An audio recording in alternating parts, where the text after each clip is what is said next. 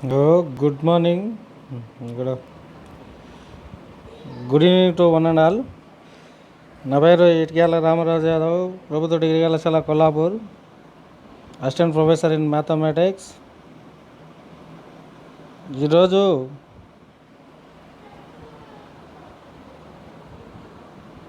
మన టాపిక్ వచ్చేసి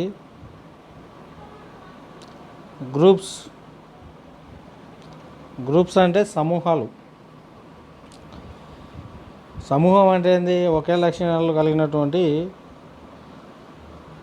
ఒక జాతికి సంబంధించినటువంటి జంతువులు కానీ లేకపోతే వస్తువులు కానీ ఒకే దగ్గర ఉన్నట్లయితే వాటిని సమూహము అని అంటాము. అంటే వాటికి కొన్ని లక్షణాలు, కామన్ లక్షణాలు ఉంటాయి, అంటే కామన్ ప్రాపర్టీస్ ఉంటాయి. అయితే ఈరోజు మనం ఈ సమూహాల గురించి తెలుసుకుంటున్నాం. సమూహము అంటే ఇందులో మోడర్న్ ఆల్జిబ్రాలో ఏ టాపిక్స్ అంటే about modern algebra, definition of groups, order of A group and order of an element, modular arithmetic, sub group, Lagrange's theorem, silos theorem, applications, ఇవన్నీ ఈ టాపిక్లో ఉంటాయి. ఈరోజు వచ్చేసి గ్రూప్ డెఫినేషను, వాటి ఎగ్జాంపుల్స్ తెలుసుకుందాం.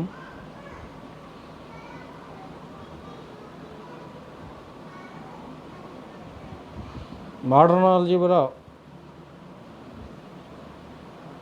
Also called abstract algebra, it is a branch of mathematics concerned with the general algebraic structure of various sets such as real numbers, complex numbers, matrices and vector spaces, rather than rules and procedures for manipulating their individual elements. Algebraic structures including groups, rings, fields, modules, vector spaces, lattices and algebra means బీజగణితం, ఆధునిక బీజగణితము.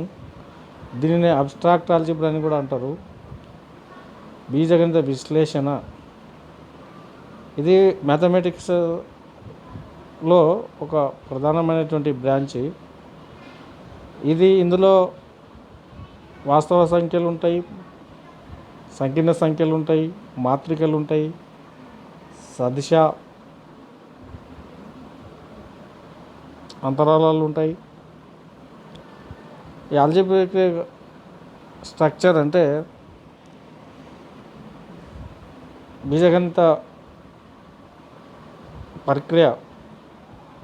ఇందులో groups, rings అంటే సమూహాలు, వలయాలు, క్షేత్రాలు, భాజనీయతలు, సదిశ అంతరాలాలు, లాటిసెస్లు, ఇవన్నీ ఇందులో ఈ modern ఆల్జిబ్రాలో ఈ టాపిక్స్ అన్నీ వస్తాయి. First of all we discuss about group. సమూహం అంటే ఏమిటి? సమూహం అంటే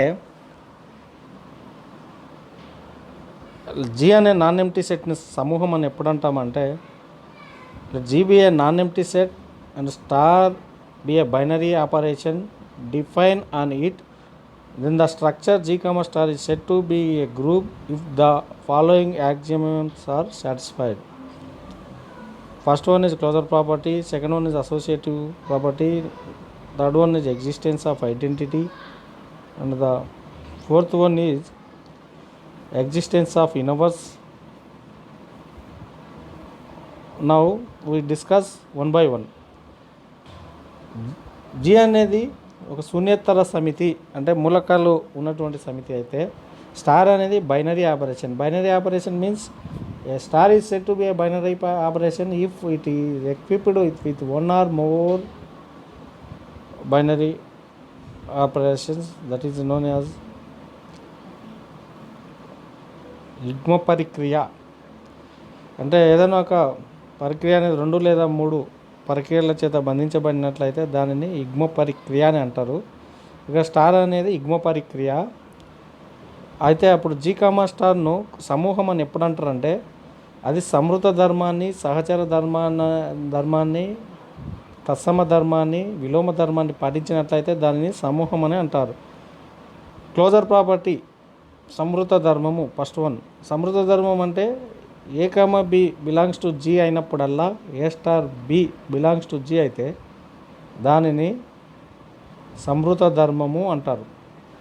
అంటే చూడండి, స్టార్ అంటే ఏదైనా ఒక binary operation, that may be plus addition, that may be subtraction minus, that may be into multiplication, that may be division divide. That means if we take any two elements in a non-empty set G, then A star B belongs to G. That means A plus B or A minus B or A into B or A divided by B. Then that is also an element in G. Then A comma B satisfies, we say that A comma B satisfies the closure property. A comma B అనే రెండు మూలకాలు జీలోని మూలకాలు అయితే అవి సమృత ధర్మాన్ని పాటిస్తున్నాయని ఎప్పుడు చెప్తామంటే ఏ star B అనేది కూడా చేస్తే వచ్చినటువంటి మూలకం కూడా జీలో ఉండాలి. లెట్ అస్ సపోజ్ ఎగ్జాంపుల్ చూడండి, ఎన్ అనేది సహజ సంఖ్యా సమితి. ఎన్లో మూలకాలు ఏముంటాయి? 1, 2, 3, 4 డాష్ డాష్ ఇన్ఫినిటీ. అందులో మీరు ఏదైనా రెండు ఎలిమెంట్స్ తీసుకున్నట్టయితే సపోజ్ 2, 3 తీసుకుంటే 2 + 3 that means 5. That is also N element of N. అంటే సంకలనం దృష్ట్యా ఎన్ అనేది సమృత ధర్మాన్ని పాటిస్తుంది. అదే వ్యవకలనం దృష్ట్యా తీసుకున్నట్టయితే అదే 2, 3 ఎలిమెంట్స్ తీసుకున్నట్టయితే 2 - 3 that is equals to -1 which is not an element in N. అంటే ఎన్లోని మూలకం కాదు -1. కాబట్టి వ్యవకలనం దృష్ట్యా సహజ సంఖ్యా సమితి అనేది సమృత ధర్మాన్ని పాటించదు. అదేవిధంగా ఇంటూ తీసుకున్నట్టయితే ఏవైనా రెండు మూలకాలు 2 × 3 that is equals to 6 is also N element in N. కాబట్టి ఎన్ అనేది గుణకారం దృష్ట్యా సమృత ధర్మాన్ని పాటిస్తుంది. అదేవిధంగా భాగహారాన్ని తీసుకున్నట్టయితే, డివిజన్ తీసుకున్నట్టయితే 2, 3 బిలాంగ్స్ టు ఎన్ అయితే 2 divided by 3 is a rational number which is not an element in N. That's why సహజ సంఖ్యా సమితి అనేది భాగహారం దృష్ట్యా సమృత ధర్మాన్ని పాటించదు. అదేవిధంగా మీరు అకరణీయ సంఖ్యా సమితిని, వాస్తవ సంఖ్యా సమితిని, కరణీయ సంఖ్యా సమితిని, సంకీర్ణ సంఖ్యా సమితిని కూడా పరీక్షించుకోవచ్చు. అది మీరు అసైన్మెంట్గా స్వీకరించి నేను ఇప్పుడు చెప్పినటువంటి అకరణీయ సంఖ్యా సమితిలో, కరణీయ సంఖ్యా సమితిలో, వాస్తవ సంఖ్యా సమితిలో, సంకీర్ణ సంఖ్యా సమితిలలో plus comma, minus comma, into comma, divided by దృశ్య ఈ 4 యుగ్మ పరిక్రియల దృష్ట్యా ఆ సమితులు సమృత ధర్మాన్ని పాటిస్తాయో లేదో ఒకసారి పరిశీలించుకోవాల్సిందిగా విజ్ఞప్తి చేస్తున్నాం. నెక్స్ట్ రెండవ ధర్మం వచ్చేసి సహచర న్యాయము. సహచర న్యాయం అంటే అసోసియేటివ్ ప్రాపర్టీ. ఇక్కడ సహచర ధర్మాన్ని తీసుకున్నట్లయితే ఒక మూలకం అనేది అదనంగా ఉంటుంది. సమృత ధర్మంలో A, B 2 మూలకాలను తీసుకుంటే సహచర ధర్మంలో 3 మూలకాలను తీసుకుంటాం. A, B, C అనేవి జీలోని మూలకాలు అయితే A star of B star C equals to A star B star C అవి రెండు సమానమైనట్లయితే అప్పుడు స్టార్ దృష్ట్యా ఆ సమితి సహచర ధర్మాన్ని పాటిస్తుందని చెప్తాం. సేమ్ ఎన్ అనేది సహజ సంఖ్యా సమితి తీసుకున్నట్టయితే ఏవైనా ప్లస్ అనేది తీసుకున్నట్టయితే యుగ్మ పరిక్రియ 1+2+3 = 1+2 అవుతుంది. అదే వ్యవకలనం తీసుకున్నట్టయితే రెండు సమానం రావు. గుణకారం తీసుకున్నట్టయితే సమానం వస్తాయి. కాబట్టి గుణకారం దృష్ట్యా సహచర ధర్మాన్ని పాటిస్తుంది, అదే బాహారం దృష్ట్యా పాటించదు. అంటే సహజ సంఖ్యా సమితి అనేది సంకలనం దృష్ట్యా సహచర న్యాయాన్ని పాటిస్తుంది, గుణకారం దృష్ట్యా పాటిస్తుంది. కానీ వ్యవకలనం దృష్ట్యా భాగాహారం దృష్ట్యా పాటించదు. ఇదే విధంగా సహచర ధర్మం అనేది వాస్తవ సంఖ్యా సమితికి, అకరణీయ సంఖ్యా సమితికి, కరణీయ సంఖ్యా సమితికి, సంకీర్ణ సంఖ్యా సమితులకు పాటిస్తుందో లేదో మీరు చెక్ చేయవలసిందిగా కోరుతున్నాం. నెక్స్ట్ ప్రాపర్టీ ఐడెంటిటీ తత్సమ ధర్మము.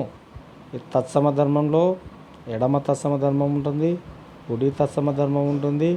రెండు తత్సమ ధర్మాలు ఆ మూలకానికి సమానమైతే అప్పుడు తత్సమ న్యాయాన్ని పాటించిందని అంటాము. జీలోని ఈ అనేది ఒక మూలకం అయితే A * E = A, that is equals to E * A అయితే ఈను జీలో తత్సమ మూలకం అని అంటారు. తత్సమం ఐడెంటిటీ అంటే దానికి అదే ఐడెంటిటీ అవుతుంది. A * E = A అయినంత మాత్రాన E * A కూడా ఏ కావాల్సినటువంటి అవసరం లేదు. అవి రెండు సమానమైతేనే అప్పుడు తత్సమ మూలకం వ్యవస్థితమవుతుందని అంటాము. ఇన్ జనరల్గా సర్వసాధారణంగా గుణకారం దృష్ట్యా తత్సమ మూలకం ఒకటి అవుతుంది. ఎందుకంటే ఏదైనా ఒక మూలకాన్ని దాంతో గుణించినట్టయితే మళ్ళీ అదే మూలకం వస్తుంది కాబట్టి ఆ ఒకటి అనేది తత్సమ మూలకం అవుతుంది. సంకలనం దృష్ట్యా 0 అనేది తత్సమ మూలకం అవుతుంది. ఎందుకంటే ఏదైనా ఒక మూలకానికి 0 కలిపినట్లయితే అదే మూలకం వస్తుంది. కావున 0 అనేది సంకలన దృష్ట్యా తత్సమ మూలకం.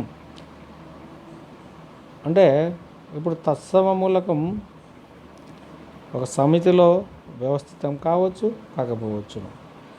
ఫర్ ఎగ్జాంపుల్ n అనే సహజ సంఖ్యా సమితిలో గుణకారం దృష్ట్యా తత్సమ మూలకం 1 అనేది వ్యవస్థితం అవుతుంది. కానీ సంకలనం దృష్ట్యా తత్సమ మూలకం 0 అనేది సహజ సంఖ్యా సమితిలో ఉండదు. అదే పూర్ణాంకాల సమితిలో అయితే ఉంటుంది, సహజ పూర్ణ సంఖ్యల్లో అయితే ఉంటుంది, వాస్తవ సంఖ్యల్లో అయితే ఉంటుంది. అట్లా మనకు సమితిని బట్టి తత్సమ మూలకం వ్యవస్థితం అవుతుందో లేదో చెప్పగలుగుతాం. అదేవిధంగా మీరు మాత్రికల్లో తీసుకున్నట్టయితే తత్సమ మూలకము 1 0 0 1 2/2 మ్యాట్రిక్స్లో అవుతుంది. 3/3 మ్యాట్రిక్స్లో 1 0 0 0 1 0 0 0 1 అవుతుంది. అంటే తత్సమ మూలకము అవే ఉండాల్సినటువంటి అవసరం లేదు. ఇచ్చినటువంటి సమితిని బట్టి కూడా నిర్ధారించబడుతుంది. అంటే సపోజ్ మాత్రిక అనేది ఏ 0 0 2/2 మ్యాట్రిక్స్ అయితే దానికి తత్సమ మూలకం 1 1 0 0 అవుతుంది. విలోమము 1/A 0 0 అవుతుంది. ఇక్కడ A ≠ 0. ఆ విధంగా ఇచ్చినటువంటి సమస్యలో ఇచ్చినటువంటి లెక్కను బట్టి అక్కడ ఇచ్చినటువంటి మూలకాల నిర్వచించిన దాన్ని బట్టి మనం చెప్పగలుగుతాము. ఒక మూలకానికి ఎడమ తత్సమ మూలకం, కుడి తత్సమ మూలకం రెండు వ్యవస్థితమైతేనే తత్సమ మూలకం వ్యవస్థితమవుతుందని అంటాము. కొన్నిటికి ఒకటి వ్యవస్థితం కావచ్చు, ఒకటి కాకపోవచ్చు. ఇప్పుడు చూడండి, A * E = A అయితే ఈను కుడి తత్సమ మూలకమని, E * A = E అయితే ఈను ఎడమ తత్సమ మూలకమని అంటాము. నెక్స్ట్ విలోమము, విలోమ ధర్మము ఏమైనా A, B అనే రెండు మూలకాల జీలో తీసుకున్నట్టయితే A * B = B * A = E అయితే A, Bలను ఒకదానికొకటి పరస్పరం విలోమాలని అంటాము. అంటే Bకు విలోమం A, Aకి విలోమం B, B = A ఇన్వర్స్, ఇరువైపులా ఇన్వర్స్ చేస్తే A = B ఇన్వర్స్ అవుతుంది. ఆ విధంగా అయినట్లయితేనే విలోమం వ్యవస్థితమైందని అంటాము. విలోమాలు ఉదాహరణ తీసుకున్నట్టయితే సహజ సంఖ్యా సమితిలో 2 అనేది తీసుకున్నట్టయితే దాని యొక్క విలోమం 1/2 అవుతుంది. 1/2 అనేది సహజ సంఖ్యా సమితిలో ఉండదు కాబట్టి సహజ సంఖ్యా సమితిలో గుణకారం దృష్ట్యా విలోమ మూలకం అనేది వ్యవస్థితం కాదు. అదే మీరు వాస్తవ సంఖ్యా సమితిలో తీసుకుంటే 0కు తప్ప గుణకారం దృష్ట్యా ప్రతి మూలకానికి విలోమం వ్యవస్థితమవుతుంది. ఇన్ జనరల్గా A ≠ 0 అనేది వాస్తవ సంఖ్యా సమితిలో మూలకం అయితే గుణకారం దృష్ట్యా దాని యొక్క విలోమం అనేది 1/A A ≠ 0 అవుతుంది. అదే మీరు సంకలనం దృష్ట్యా తీసుకున్నట్టయితే A యొక్క విలోమం సంకలన విలోమం -A అవుతుంది. A ± A ఐడెంటిటీ మూలకం 0 అవుతుంది. Aకు -A Aకు A ఒకదానికొకటి పరస్పరం సంకలనం దృష్ట్యా విలోమాలు అవుతాయి. ఈ విధంగా ఏదైనా ఒక నాన్ ఎంప్టీ సునిర్వచిత వస్తువుల సమితి అంటారు. ఆ సమితి సంకలనం ఈ స్టార్ యుగ్మ పరిక్రియ దృష్ట్యా సమృద్ధ ధర్మము, సహచర ధర్మము, తత్సమ ధర్మము, ఈ విలోమ ధర్మము వీటన్నిటిని పాటించినట్లయితే ఆ నాన్ ఎంప్టీ సెట్ను ఆ యుగ్మ పరిక్రియ దృష్ట్యా సమూహము అని అంటాము.